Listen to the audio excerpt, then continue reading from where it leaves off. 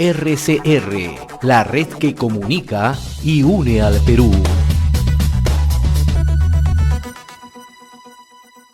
Y ya estamos en contacto justamente a esta hora y agradecemos la amabilidad que tiene siempre con RCR, Red de Comunicación Regional desde Arequipa, el doctor Glenn Arce Larrea. Él es economista, analista en temas económicos, docente en la Universidad San Agustín de Arequipa. Doctor Arce, qué gusto saludarlo, como siempre, muy amable. ¿Cómo está?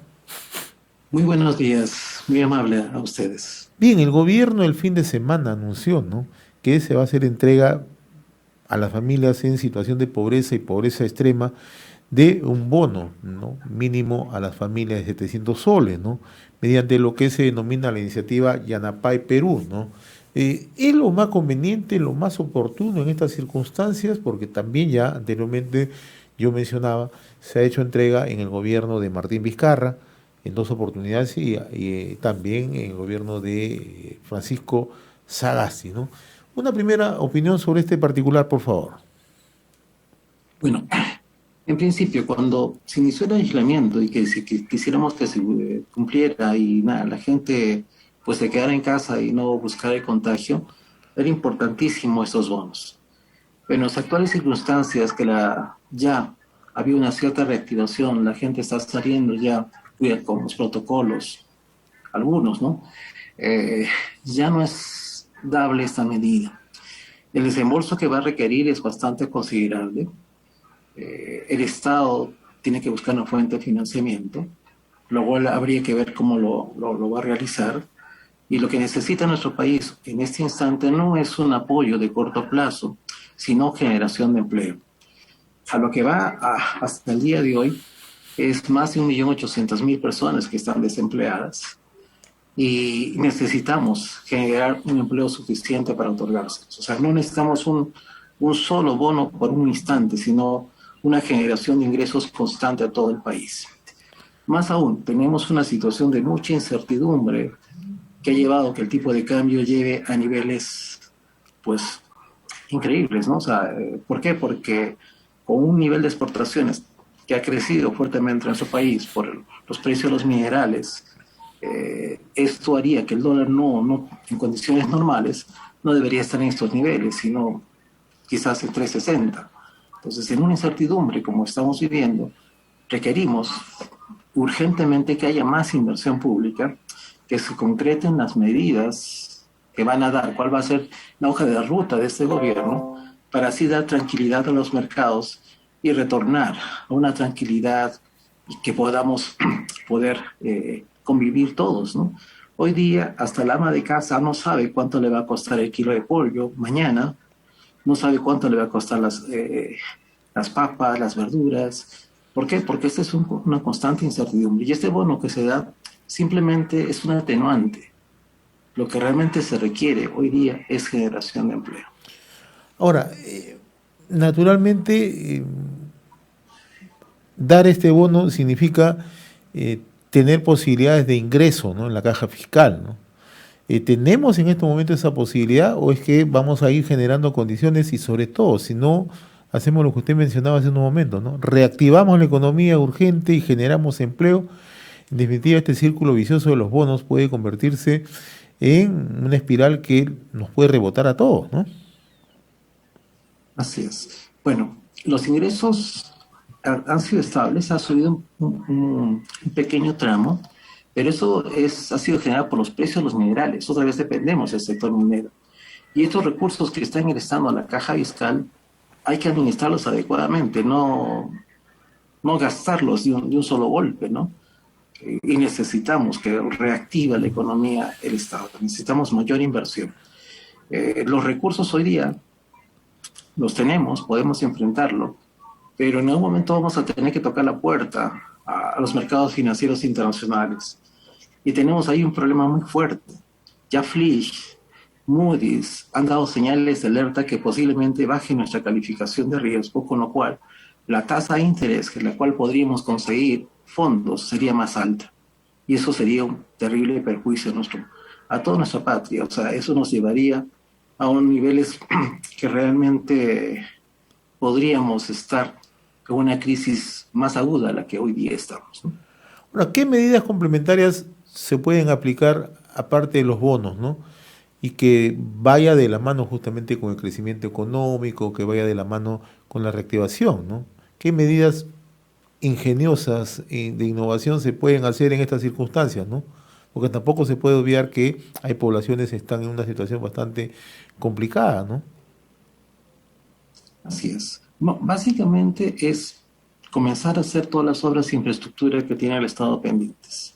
Con todas esas obras de infraestructura y creando empleo, no importa momentáneo, provisional, vamos a generar ingresos permanentes a las familias. Una segunda cosa que tiene que hacerse es crear confianza. Y la confianza va a venir por la hoja de ruta que el gobierno plantea, ¿no? O sea, ¿cuál es la hoja de ruta definitiva? ¿Qué vamos a hacer? ¿Cuáles son las medidas concretas? ¿Cómo se piensa reactivar la economía? ¿Cómo se piensa tratar esta tercera ola que se viene del COVID? ¿Cómo se piensa atender todas las urgencias que puede haber en el tema sanitario? ¿Cómo se va a dar facilidades para la inversión privada o no se va a dar facilidades a la inversión privada? Esto que nos venían señalando del impuesto adicional a las empresas mineras, realmente se ha negociado con estas empresas, se han llegado a un acuerdo, porque recordemos, el sector minero es el que más aporta al país, aporta 45% de impuesto a la renta, es la tasa más alta que existe en el sector minero y más alta en toda América. Entonces son medidas que tienen que ir dándonos para crear esta confianza. O sea, ahí, perdóname, pero no se necesita ser tan innovador, simplemente es hacer lo que debemos hacer ya, para volver a restablecer el nivel de empleo que necesitamos urgentemente. Ya no tantos subsidios, porque esos subsidios son de cortísimo plazo. 700 soles se nos van, y con los precios que están subiendo, pues no nos alcanza. Ahora, el gobierno habla permanentemente de inversión pública, ¿no? Gasto público, ¿no?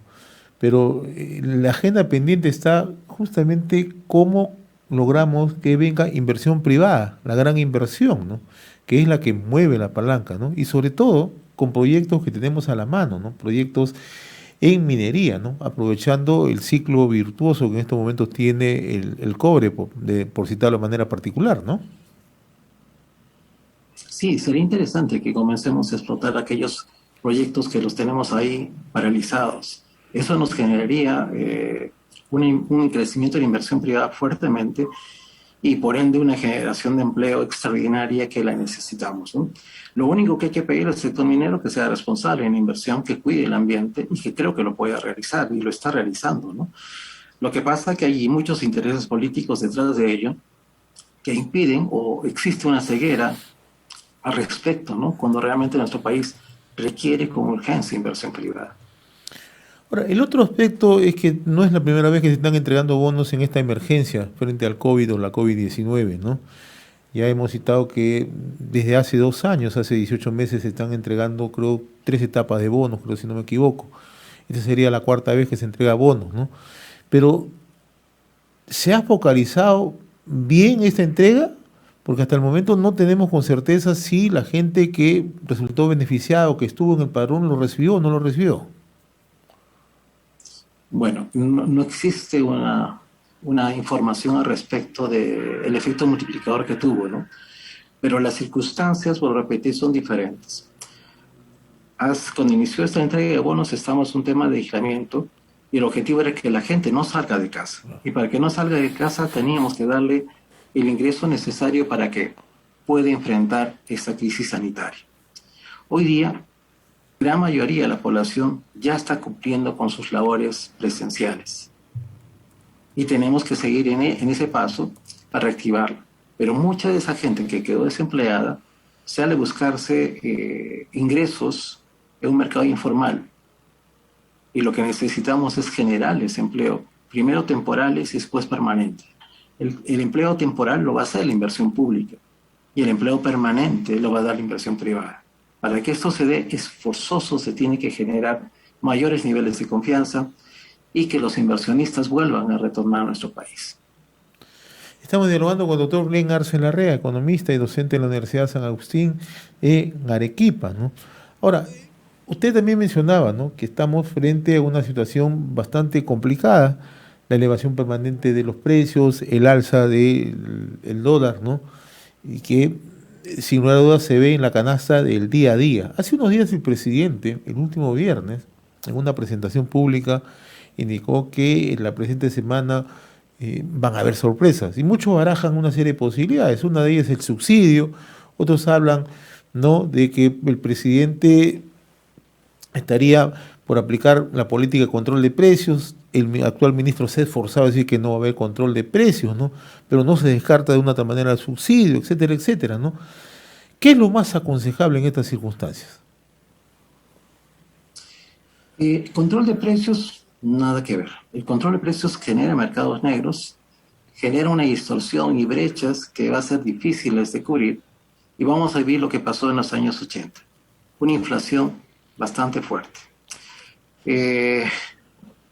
Yo no sé qué sorpresas vayan a dar, pero cada vez que lo escuchaba y lo volví a analizar, la única alternativa era fijar precios, y eso sí es complicado, ¿no?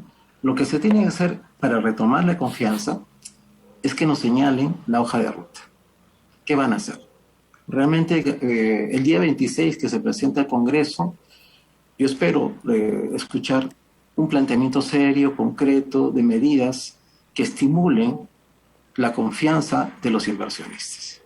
Si esta confianza no se retoma de la inversión privada, el camino o el futuro que nos queda es una inflación bastante fuerte, ya que no es posible generar empleo sin esta condición. Hoy día, hablar de que vamos a otra cosa que había escuchado, que vamos a traer gas de Bolivia para que estos precios sean más bajos y ofrezcan un producto más barato, también es un problema que genera mercado informal. Recordemos cómo es cómo viven las diferentes instituciones en nuestro país y cómo somos todos nosotros. Esa especulación, pues a la larga nos va a pasar la factura, ¿no? Lo ideal es que simplemente señalen si va a haber un tratamiento, como mencionó en una conferencia que dio el señor Pedro Franklin, se va a seguir ese lineamiento que planteó. Si es así, el dólar vuelve a caer y hay confianza en nuestro país. Pero si se aleja de ese planteamiento que tuvo antes de ser ministro, pues ahí sí va a ser bastante complicado para todos nosotros. Subsidiar alimentos tampoco es la mejor salida. Pues no, porque todo subsidio en un momento se acaba y eso necesita un financiamiento. Y ese financiamiento tiene que venir de algún lado. Y hoy día ese financiamiento sería emitir bonos y las tasas de interés están subiendo, ¿no? Ahora, el otro aspecto que tiene que ver también es el precio del dólar. Hoy alcanza 4 soles con 10 centavos, arranca, ¿no? Probablemente en las próximas horas todo va a depender del Banco Central, que está saliendo todos los días a intervenir, ¿no?, para poder bajar un punto, medio punto, no lo sé, pero sigue estando alto, ¿no? ¿Por qué no baja el dólar? ¿Por qué sigue subiendo, no? O sea, todo el mundo, la gente del gobierno se esforzaba a decir, bueno, ya llega Julio Velarde, ya Julio Velarde ha dicho que va a permanecer, pero aún así, ¿no? No genera la confianza en el mercado, en los agentes económicos. ¿Vamos a tener un dólar siempre con un hipo alto si siguen las cosas así? A ver, quitémonos esto del tipo de cambio. En primer lugar, la mejor forma de ver que si una economía está sana o está enferma es con una variable. Esa variable se llama tipo de cambio. Si la moneda se deprecia, la economía está enferma, y si la moneda se comienza a apreciar, la economía está sana. Estados Unidos hoy día presenta cierto tipo de enfermedad, por llamarle así. Por eso que el dólar frente a una canasta de monedas o frente a otras monedas se está depreciando, ¿no? Eso tendría una primera consecuencia en nuestro país, que el dólar debería valer menos. Segundo elemento, los precios minerales han subido fuertemente. Por lo tanto, el ingreso de dólares en nuestro país ha sido en forma muy considerable. Creo que se ha incrementado un poco más del 20%. Es decir, la oferta de dólares en nuestro país ha subido. Si sumamos esos dos efectos, un dólar debilitado en el mercado externo, una gran cantidad de dólares que ingresan a nuestro país, el dólar no debería estar en 4.10, sino debería estar en 3.50, 3.60. ¿Por qué ha subido? Porque tenemos un factor de incertidumbre muy grande. No sabemos qué es lo que qué decisión, cuál es la decisión más adecuada para el futuro.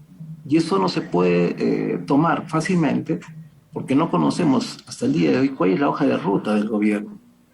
Realmente va a ser el planteamiento que fue muy debatido antes de las elecciones, seguirá ese planteamiento, seguirá el planteamiento que lo mencionó el señor Pedro Franklin en una entrevista que tuvo, o cuál va a ser. Como no tenemos ese camino y tenemos un gabinete que ha sido seriamente cuestionado, existe mucha incertidumbre, ¿no? Y esa incertidumbre ha hecho que la gente se proteja sus recursos en algo que cuide su patrimonio. Y lo primero que han señalado es comprar dólares. Ya hay 14.000 millones de dólares que salieron del país. Y según dice algún medio periodístico, que son 2.000 millones de dólares semanales que también se están yendo. Y hay mucha gente que se está tramitando sus pasaportes para irse del país. Entonces, eso sencillamente se traduce en un pánico, un miedo, mucha incertidumbre. Esa incertidumbre hay que anularla. Mientras no tengamos esa anulación, el tipo de cambio va a seguir subiendo. Recordemos, esta subida solo se explica por un factor político devenido por la incertidumbre. Un factor estructural no existe. El dólar debería estar mucho más bajo de lo que está hoy día. Ahora, a fin de año, ¿cómo se proyecta la economía? ¿Cómo la está viendo usted, no? O sea, hay quienes son optimistas, dicen que hemos tenido, o sea, una recuperación, ¿no? Pero volvemos a la incertidumbre, ¿no? Si eso se puede mantener. Bueno, en un medio periodístico salió que el Instituto Nacional de Estadística había mencionado que en junio habíamos crecido un poco más del 50%. Si seguía esa tendencia, a fin de año deberíamos crecer un 10%, tal como lo ha señalado el Banco Mundial y el Banco Central de Reserva de nuestro país.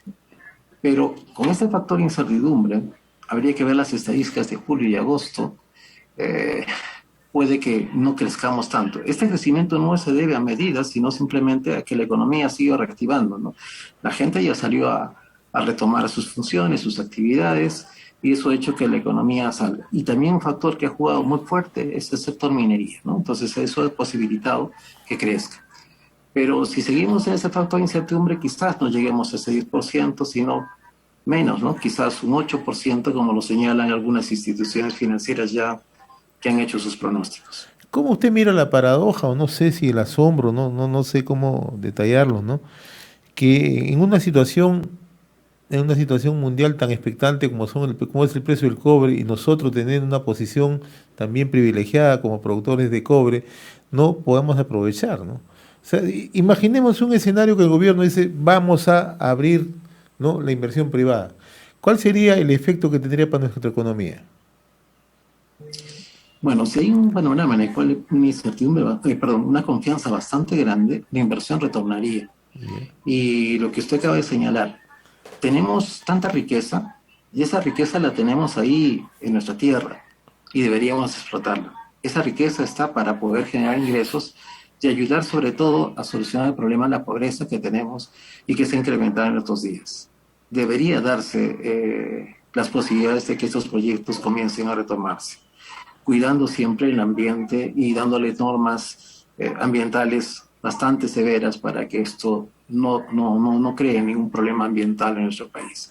Pero es urgente que lo hagamos, ¿no? O sea, es imposible que salgamos de esta crisis sin el apoyo del sector minería. Y considerando la situación que vive Chile, ¿no?, que es nuestro principal competidor, si se quiere, ¿no?, en términos mundiales, ¿no?, que también tiene una situación, si no parecida, también bien compleja, ¿no? Exactamente, o sea, tenemos un panorama lleno de oportunidades, un panorama que, de acuerdo a la coyuntura internacional y con todo lo que la riqueza que tenemos, Perú debería estar creciendo por encima de lo que decrecimos el año pasado. El año pasado decrecimos 11%, y en condiciones normales de confianza, hoy día el Perú debería estar creciendo por encima del 10%, recuperando los niveles del año 2019, ¿no? Doctor Glenn Arce de Larrea, como siempre, muy reconocido por esta comunicación con RCR, Red de Comunicación Regional. Ha sido un gusto conversar con usted. Un abrazo. Felicidades. RCR, la red que comunica y une al Perú.